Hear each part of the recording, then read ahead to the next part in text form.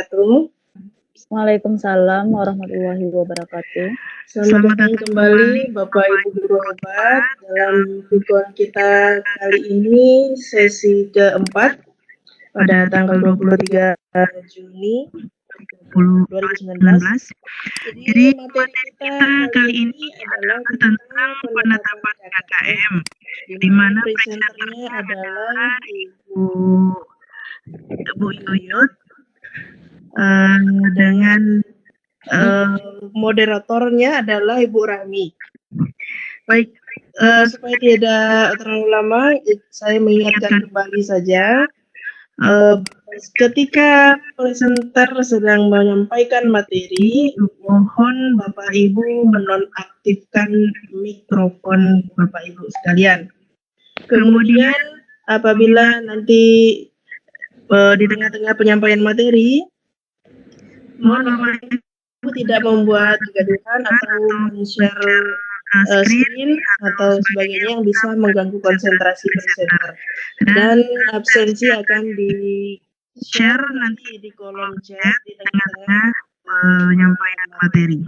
Baik, selanjutnya kami sampaikan estafet kepada moderator Ibu Rami MPD. Silakan Ibu Rami.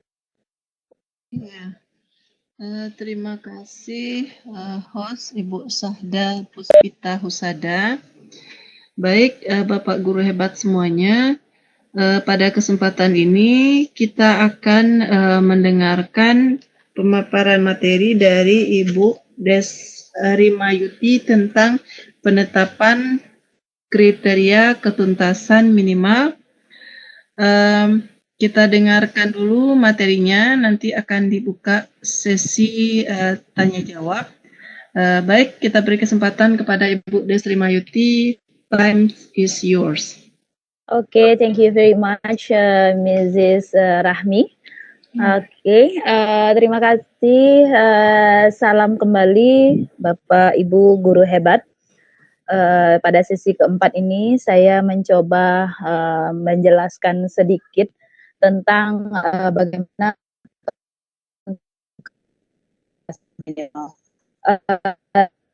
yang kita bahasa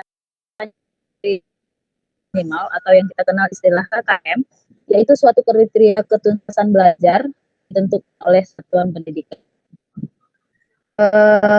Kriteria ketuntasan minimal pada akhir jenjang satuan pendidikan untuk kelompok mata pelajaran selain ilmu pengetahuan dan teknologi merupakan juga nilai batas ambang suatu kompetensi. Biasanya ini ditetapkan pelajaran tiga item. Yang pertama indeks rata-rata peserta didik, kemudian kompleksitas atau mengidentifikasi indikator sebagai penanda tercapainya kompetensi dasar. Yang ketiga yaitu kemampuan daya pendukung berorientasi pada belajar. Oke, kita masuk ke penetapan KKM. Guru atau kelompok menetapkan KKM mata mempertimbangkan aspek kriteria, yaitu kompleksitas, daya dukung, dan intake peserta didik sebagaimana skema di bawah ini. Ada KKM indikator yang akan melahirkan KKM kompetensi dasar, kemudian menuju KKM standar kompetensi, sehingga menuju ke KKM mata pelajaran. Sekarang langkah-langkah penetapan KKM. Ada beberapa langkah dalam penetapan KKM. Saya yakin sekali Bapak Ibu Guru Hebat sudah banyak yang paham. Jadi makanya selama penyajian ini jika ada kekurangan, semata-mata itu hanya karena kekurangan pengetahuan saya saja. Jadi nanti saya juga mohon bimbingan dan juga kontribusi dari Bapak Ibu Guru semuanya. Ada langkah-langkah penetapan KKM ini. Hasil penetapan KKM oleh guru atau kelompok guru mata pelajaran disahkan oleh kepala sekolah dan dijadikan sebagai patokan guru dalam melakukan penilaian. Kemudian KKM yang ditetapkan disosialisasikan kepada pihak-pihak yang berkepentingan, terutama yaitu peserta didik, orang tua, dan dinas pendidikan. Kemudian KKM juga dicantumkan dalam laporan hasil belajar pada saat hasil penilaian dilaporkan kepada orang tua atau wali peserta didik. Nah, pertama, kompleksitas. Tingkat kompleksitas itu kesulitan dan kerumitan setiap intensitas atau indikator yang harus dicapai oleh peserta didik. Jika kompleksitas tinggi, kompleks dalam mencapai itu diperlukan pertama pendidik. Di sini pendidik harus benar-benar memahami dan memahami dengan benar kompetensi yang harus dibelajarkan pada peserta didik. Kemudian apalagi yang diharapkan sebagai pendidik, kreatif dan inovatif dengan metode pembelajaran yang bervariasi. Yang ketiga, menguasai pengetahuan dan kemampuan sesuai bidang yang diajarkan. Itu yang disebut dengan kompleksitas tinggi. Kemudian untuk peserta didik, di peserta didik kemampuan penalaran yang tinggi, kemudian cakap atau terampil menerapkan konsep. Yang ketiga, cermat, kreatif, dan inovatif dalam penyelesaian tugas atau pekerjaannya. Dan yang keempat, tingkat kemampuan penalaran dan kecermatan yang tinggi agar dapat mencapai ketuntasan belajarnya. Waktu memerlukan waktu yang cukup lama untuk memahami materi tersebut sehingga dalam proses pembelajarannya memerlukan pengulangan. Selanjutnya, jika suatu indikator hanya meliputi sebagian dari kondisi tersebut di atas, dapat dinyatakan memiliki kompleksitas sedang. Jadi jika hanya sebagian dari indikator tersebut, maka dikatakan kompleksitasnya sedang. Dan apabila tidak memerlukan kondisi tersebut, indikator dapat dinyatakan memiliki kompleksitas rendah. Ketersediaan tenaga, kemudian sarana dan prasarana pendidikan yang diperlukan, kemudian biaya operasional pendidikan, manajemen sekolah, dan kepedulian stakeholder sekolah, ini juga mempengaruhi kompleksitas. Selanjutnya, untuk penetapan KKM itu yang kedua kita lihat adalah yang ketiga makanya ya, intake.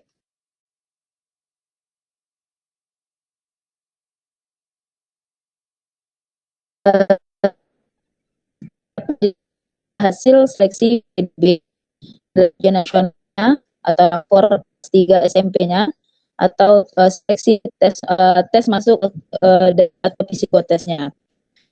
Kelas 12 pencapaian KKM peserta didik pada semester atau kelas sebelumnya. Keterkaitan antara indikator dengan indikator sebelumnya tercapai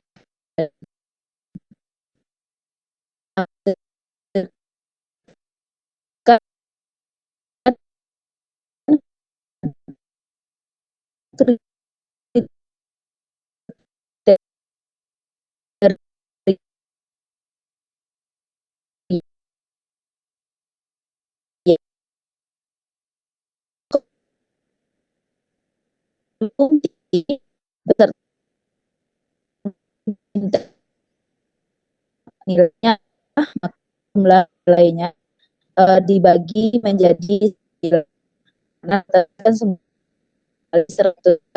KKM ini 9. Oke, mana cara menafsirkan kriteria menjadi nilai dengan menggunakan rentang nilai. Penentuan rentang nilai dan penetapan nilai dari setiap kriteria merupakan kesepakatan forum dari MGMP sekolah. Bisa dilihat contohnya, kalau kompleksitas itu tinggi berkisar antara 50 sampai 64. Ini hanya sebagai contoh saja.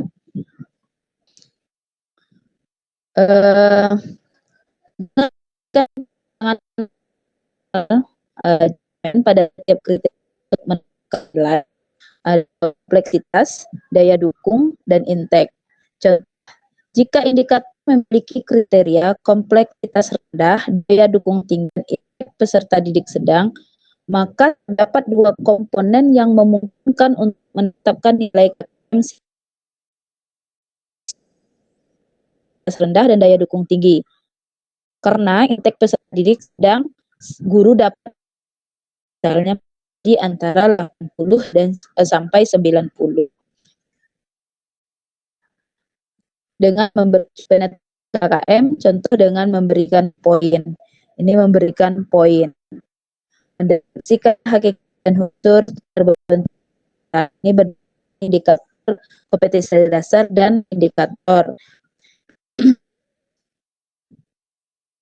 Ini beri kalau berikan angka 1, 2, dan kemudian nanti dicari berdasarkan rumus dibagi 9 kali 100. Ini pernyataan itu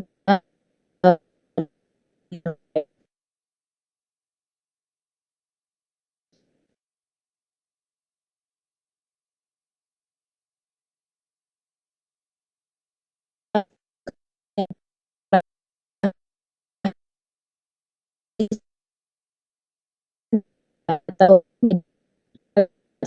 yang belum jelas, dan pengayaannya bagi isi apa itu sebagai dasar juga untuk menetapkan KKM dan juga bisa kita jadikan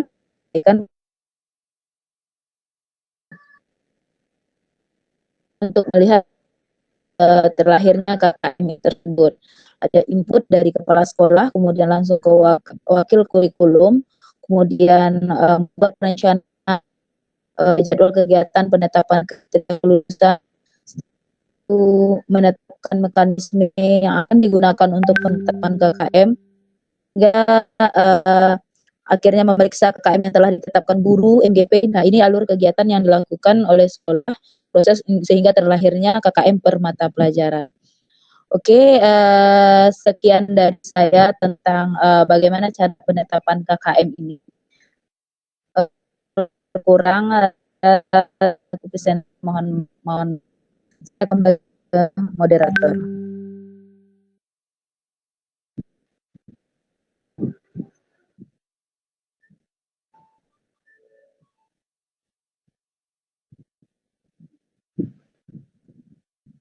Halo. Bu Rahmi. Halo. Halo.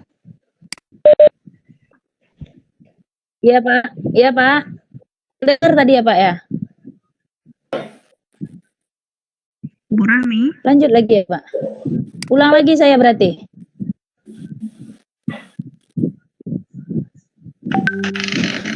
Ulang lagi saya Pak Wan. Berarti udah selesai Bu Yuyut? Udah saya tutup. Kalau udah lanjut udah. Siapa lanjut moderator? Bu Rahmi.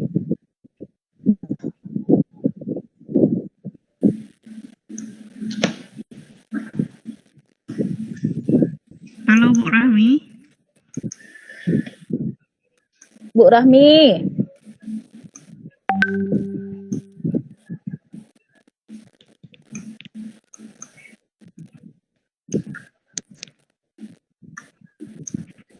Gimana nih? Ibu Sada. Gimana Pak? Coba aja sama Bu Sada lagi menjadi merangkap moderator ya, nggak apa-apa. Bu Rami kini terkendala jaringan mungkin.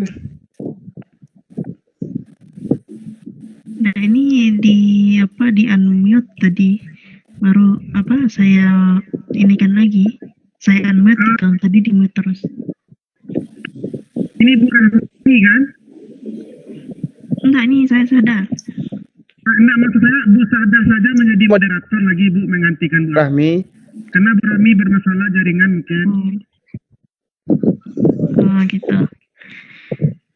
Ya, baiklah Bapak Ibu. Dari penjelasan. Oh ini Bu Rahmi suaranya tidak terdengar lagi. Bu Rahmi coba keluar dulu, nanti balik lagi masuk gitu. Kayak tadi kan sempat kayak gitu juga pagi tadi.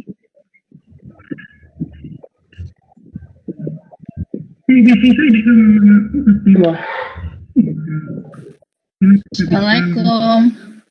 Waalaikumsalam. Waalaikumsalam. Ya silakan lanjut Bu Rahmi.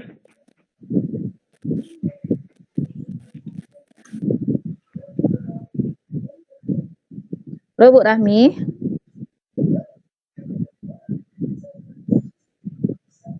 Bu Rahmi.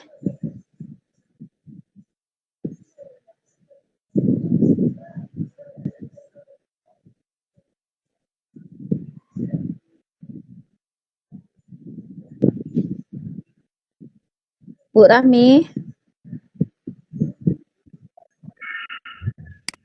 Oh, Bu Rahmi. Bu Rahmi. Ya, Bu Bu Sada Rahmi. gantikan lagi. Oke. Biar saya lanjutkan dulu menjelang Bu Rami online lagi. Baik Bapak Ibu, dari penjelasan presenter kita pada sesi 4 kali ini yaitu tentang penetapan KKM. Mungkin dari Bapak Ibu ada yang ingin sharing, berbagi, kita berdiskusi, bertanya jawab di sini. Silakan Bapak Ibu yang ingin bertanya untuk menuliskan pada kolom chat atau boleh juga bertanya secara langsung.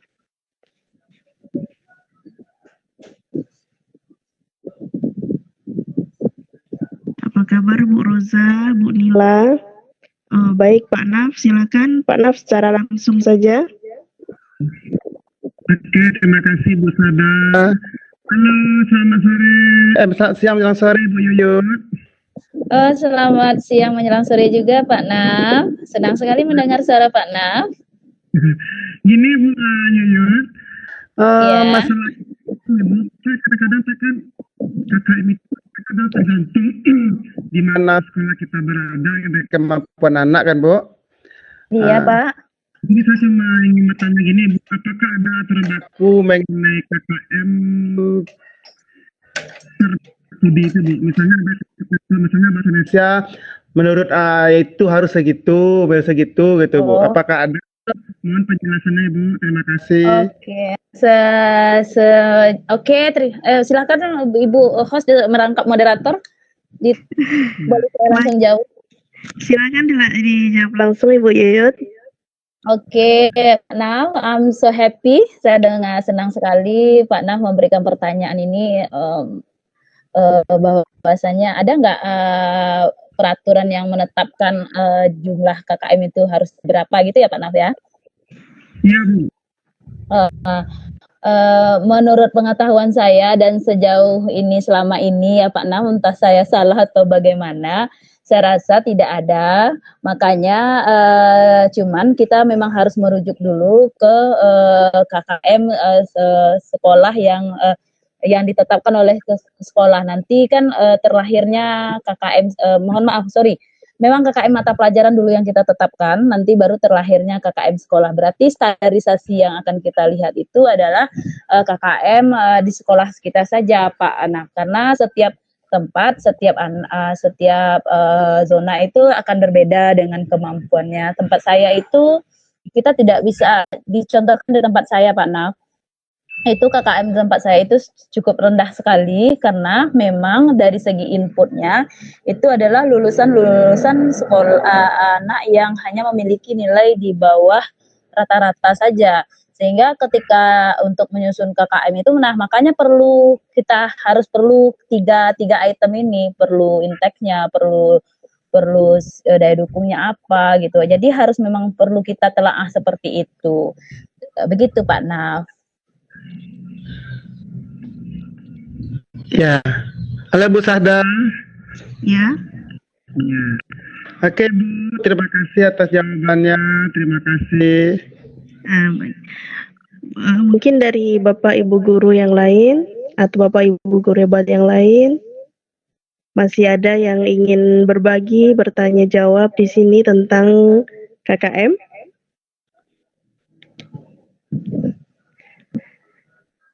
Ini Ibu Golda Mair atau Bapak nih? Apa kabar Ibu ini? Kayaknya. Ibu Mela, Bapak Nazli Anas, Bu Nila. Ada pertanyaan dari Bu Roza, Bu. Ya.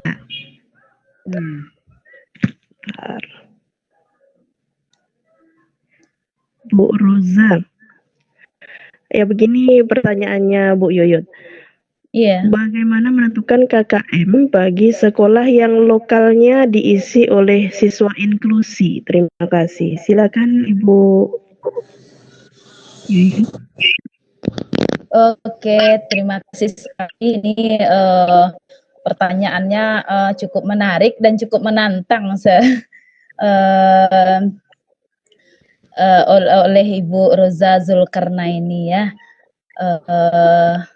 Berarti sebagaimana yang kita ketahui, berarti sekolah yang isi kelas siswanya yang siswa inklusi. Kita harus tahu dulu sebenarnya yang inklusi itu dari pengertian inklusi itu sendiri itu apa. Kalau saya memahami yang inklusi itu adalah sekolah yang tempat belajar anak yang berkebutuhan khusus. Benar ya Bu ya? Iya. Benar ya. Otomatis tentu kita tetap akan merujuk dengan tiga hal yang dalam bagaimana cara menetapkan KKM itu, Ibu Roza. Tetap kita melihat siapa peserta didik kita, bagaimana kondisi ya dukung sekolahnya. Jadi artinya penetapan KKM ini untuk keseluruhan, untuk umum, karena penetapan KKM yang dibuat berdasar yang namanya KKM kan kita membuat kriteria ketuntasan minimal yang harus dicapai oleh siswa tersebut. Nah, berarti kita memang harus memperhatikan peserta didik kita ini di situ yang disebut dengan kompleksitas itu. Jadi kalau kompleksitas ini bagaimana dengan penalaran siswa yang kita yang inklusi ini? Berarti kita harus menyesuaikan juga dengan peserta didiknya. Cakap nggak dia, kalau nggak terampil nggak dia, berarti kita nggak perlu membuat kompleksitas yang terlalu tinggi sekali gitu. Jadi artinya langkah-langkah pembuatan KKM ini menurut pendapat saya itu ditetapkan oleh sekolah dengan kita harus perhatikan yang tiga ini. Intake berarti kemampuan rata-rata peserta didik. Berarti kalau di sekolah yang inklusi yang memiliki kebutuhan khusus berarti kita harus mempertimbangkan itu. Nah, berarti kan itu intake-nya.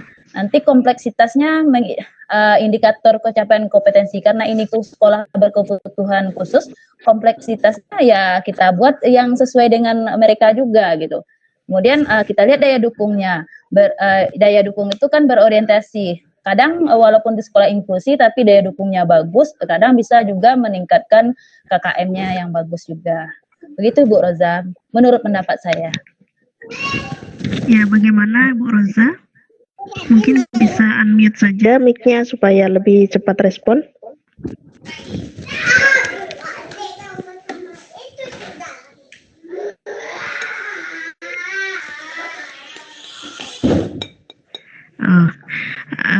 Bu Yuyut, ini ditanggapi lagi oleh Bu Roza.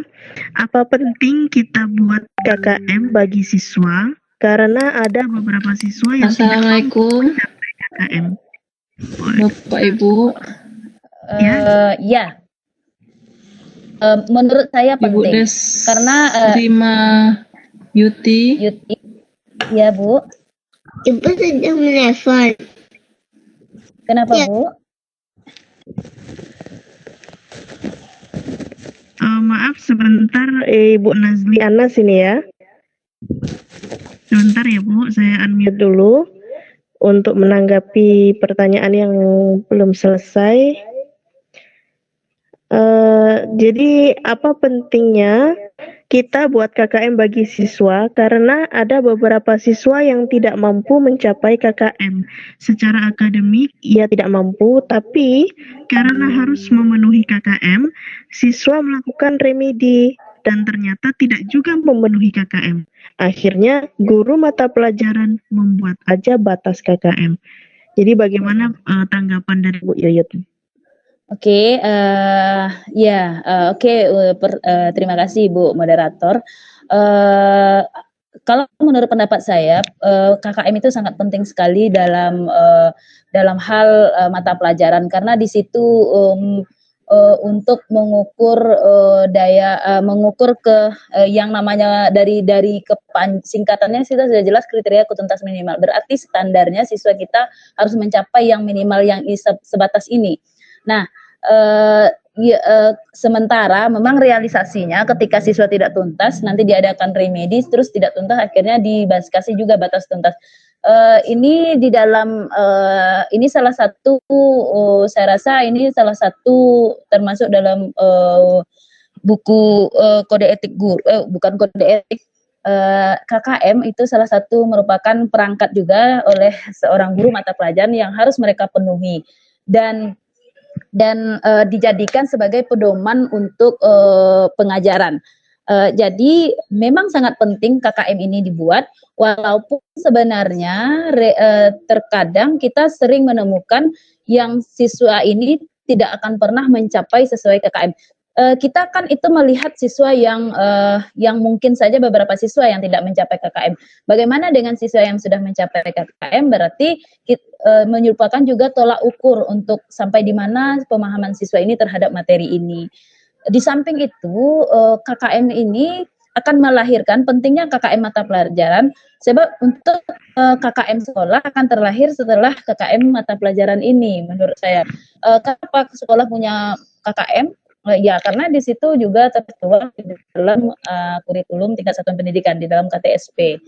Jadi, baik siswa itu mencapai atau tidak mencapai, sangat penting untuk membuat KKM ini sebagai indikator pencapaian, mengukur indikator pencapaian terhadap siswa tersebut terhadap materi yang diterimanya, materi yang diterima oleh mereka. Begitu menurut saya, Ibu Roza. Kemudian ini sekalian juga kata Ibu Nanas, Bu, kalau rendah KKM-nya maka makin baik dan banyak siswa nilainya A. Ya tidak juga seperti itu bahasanya, Bu. Kita kan juga bersaing juga nanti dengan sekolah-sekolah lain. Artinya walaupun KKM kita rendah, tetapi kalau misalnya di dalam entrian nilai nanti berhubungan dengan nanti kalau mereka sudah tamat, saya rasa akan mempengaruhi. Kecuali mereka memiliki KKM, kita memiliki KKM yang rendah sekali, terus anak mencapai, dan itu kan dilihat juga ratanya, Bu, nilai rata-rata dari keseluruhan siswa. Jika hanya 1 atau 2 orang siswa, berarti ini tidak mencapai dari sesuai dengan KKM yang kita tetapkan. Begitu menurut pendapat saya. Mungkin ada Bapak Ibu yang lain yang bisa menambahkan atau bertukar pikiran tentang masalah penetapan kriteria ketuntasan minimal. Oke, Ibu Moderator, saya lempar lagi ke Ibu Moderator. Ya, Ibu. Belum ada tanggapan dari yang lain, cuma ada beberapa yang setuju dengan Ibu Roza. Jadi satu pendapat atau satu pertanyaan gitu. Dan satu lagi ini ada tanggapan dari Bu Golda Mair, tapi beliaunya left. Apakah KKM diperlukan tiap tahun lain? Saya rasa sepengetahuan tidak juga sekolah satuan pendidikan. Kadang hanya bukan KKM sekolah yang naik, tetapi KKM mata pelajaran. Ada yang seperti itu. Kalau untuk Kota Padang, saya tidak bisa. Saya berdomisili di Kabupaten Padang Pariaman, tapi di tempat saya bekerja sendiri itu tidak tiap tahun. Tetapi KKM mata pelajaran ini beda, bukan KKM mata pelajaran dengan KKM sekolah juga beda. Kalau ke sekolah kita rapat lagi KKM mata pelajaran. Pertama kali itu menyusun perangkat pembelajaran, salah satu adalah penetapan KKM mata pelajaran yang berdasarkan indikator pelajaran. KKM sekolah kita 63, tetapi KKM pelajaran saya khusus materi ini, misalnya anak mampu mengenal mampu mengenal anak mampu mengenal ekspresi berkenalan. Nah, itu di KKM-nya saya kasih 80 karena dianggap paling murah materinya, terus siswanya oke, terus daya dukung sekolah pun memfasilitasinya gitu. Nah, saya 80. Nah, walaupun KKM sekolahnya 63, tetapi ketika anak itu mencapai 63 ya tetap tidak tuntas karena KKM mata pelajaran untuk indikator ini 83. Jadi, sekarang menurut saya tegaskan sekali, apa penting kita buat KKM bagi siswa? Penting, karena ini juga salah satu peraturan, salah satu item poin yang harus kita penuhi selaku guru mata pelajaran di sekolah tersebut. Gitu, Bu moderator. Iya. Kalau di Padang sendiri, menurut saya tidak ada kenaikan tiap tahunnya ya. Kebetulan saya kan mengajar di Padang. Ya, berarti tidak ya. Iya, tidak ada. Hanya saja mungkin ada beberapa trik atau dari pengawas untuk memotivasi sekolah untuk saling berkompetisi begitu.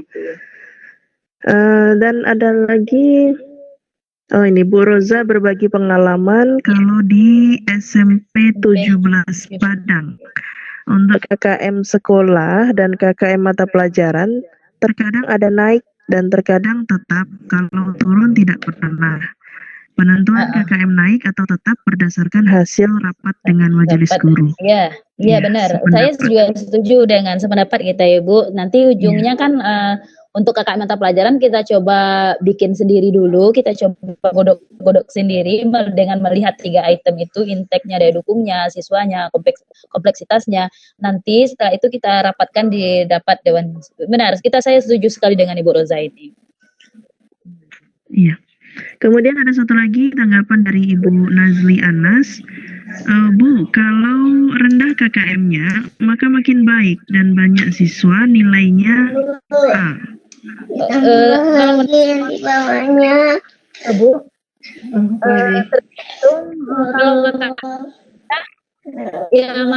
KKM itu untuk membuat KKM itu kan nggak asal-asal menetapkan juga Bu.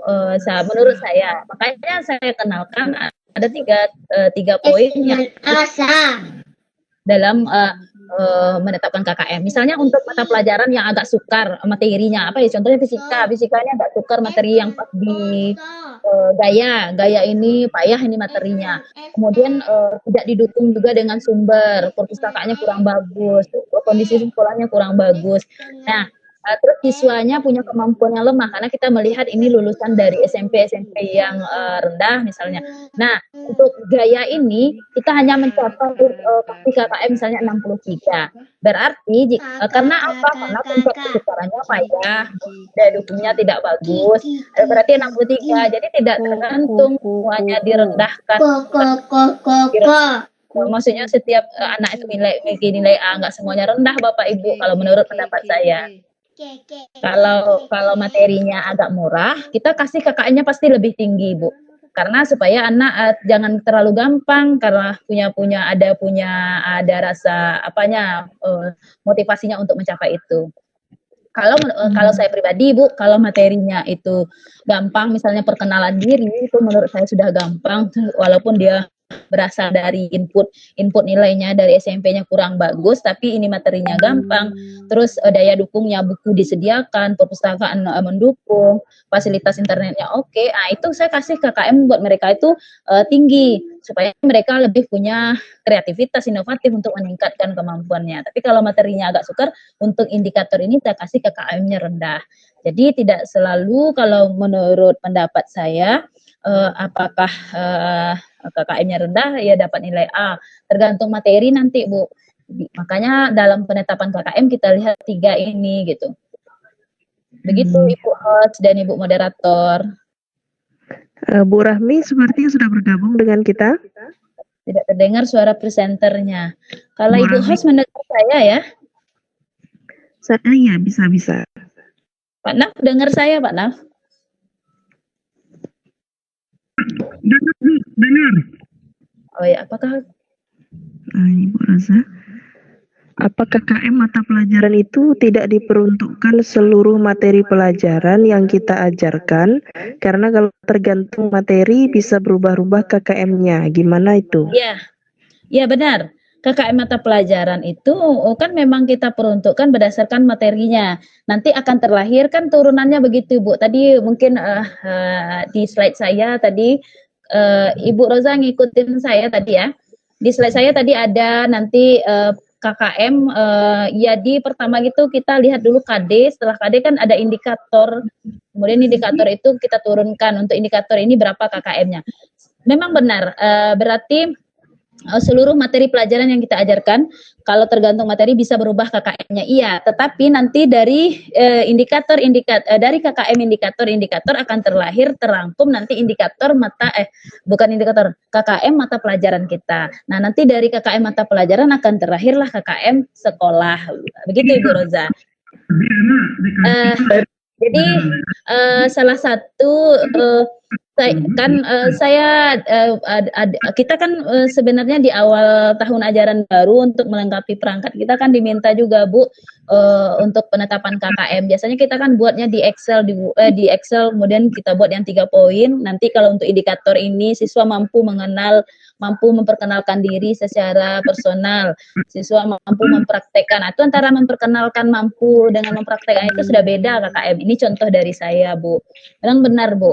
KKM mata pelajaran itu tidak diperuntukkan seluruh materi pelajaran yang kita ajarkan. Karena kalau tergantung materi bisa berubah KKM-nya. Benar berubah. Nanti kan dari indikator, nanti akan terlahir KKM mata pelajaran. Dari KKM mata pelajaran akan terlahirlah KKM sekolah. Bagaimana Bu Roza?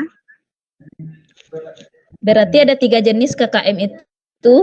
KKM materi pelajaran, KKM mata pelajaran, dan bukan materi pelajaran kalau menurut saya, Bu.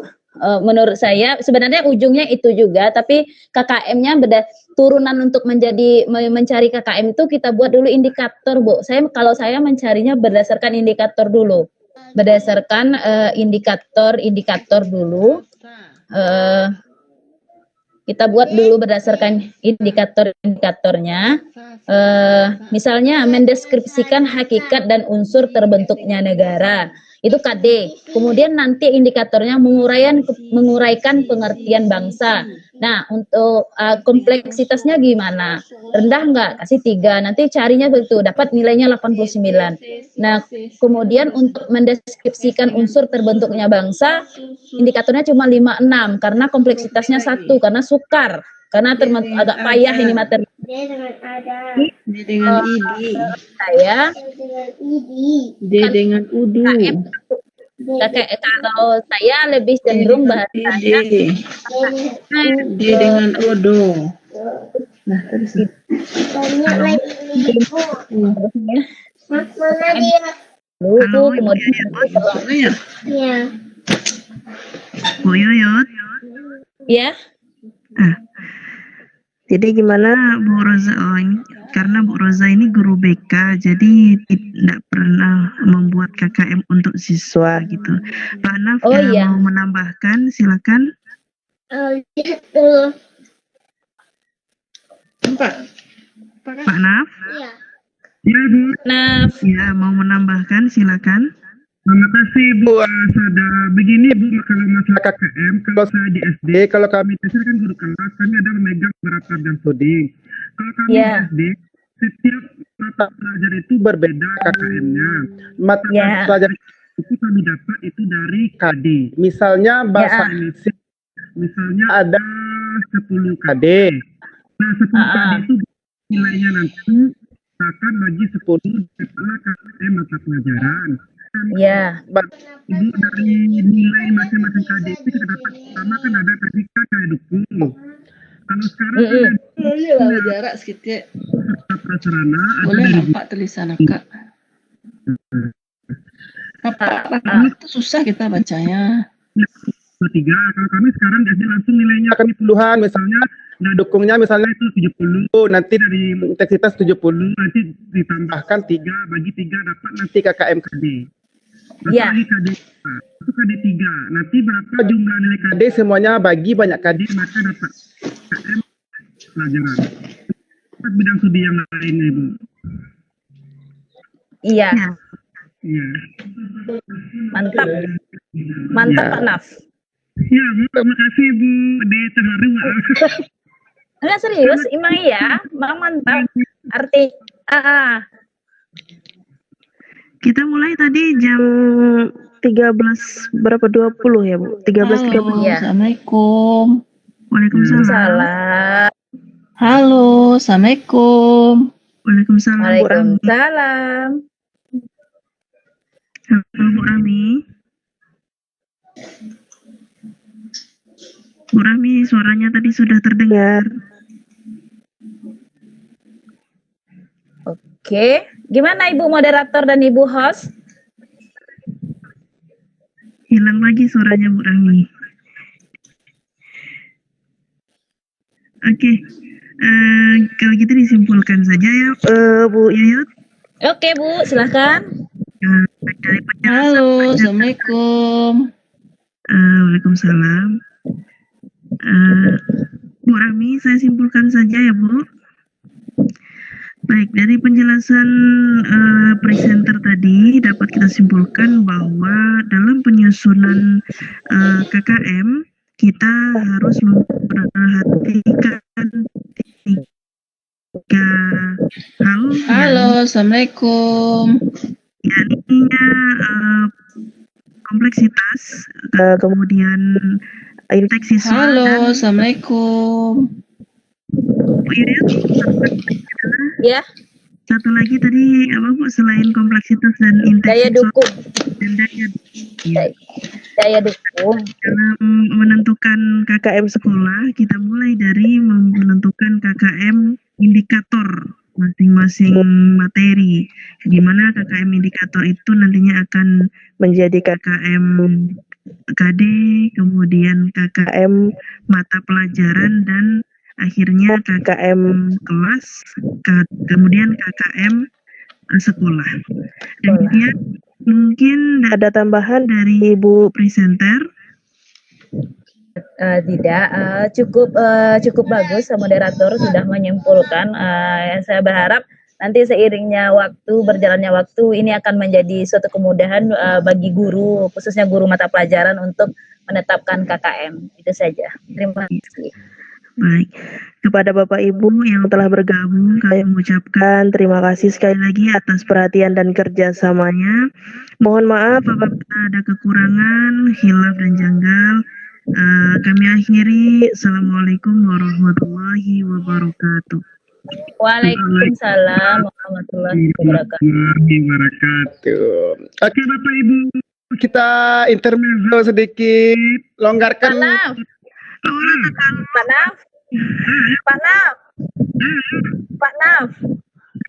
Pak Naf, dengarkanlah diriku sebentar.